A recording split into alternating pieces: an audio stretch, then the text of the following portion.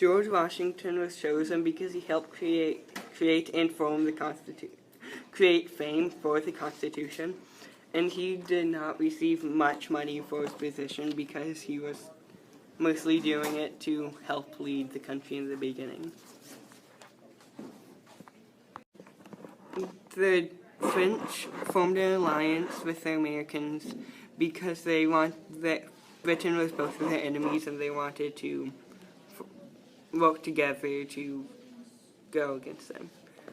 The Congress sent Benjamin Franklin to France, and the treaty was signed on February 6, 1778.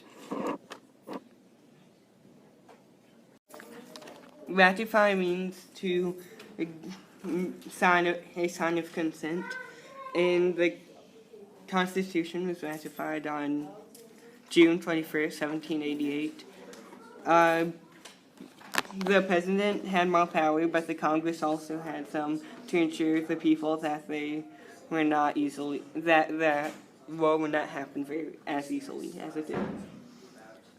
The problem with the president having more power is the Constitution didn't have enough power and it didn't help as much. The Articles of Confederation were written on November 7th, 1777. The original purpose of the Articles was to provide a general government for the colonies, and the realistic outcomes of the Articles of the Confederation gave little power to the federal government. The Federalist Papers were written by James Madison, John Jay, and Alexander Hamilton. There were 85 articles written, and they do know the true authors. The given name means a nation without government, and it came from because they didn't have much power in the government.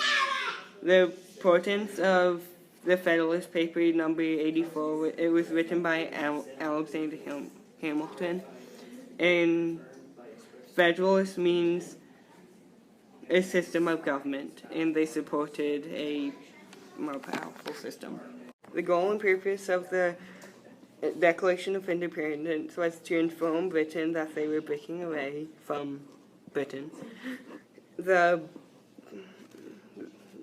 Thomas Jefferson was asked to help draft the Declaration of Independence, and the Declaration of Independence helped other countries by inspiring them to try to rebel and break away from Britain.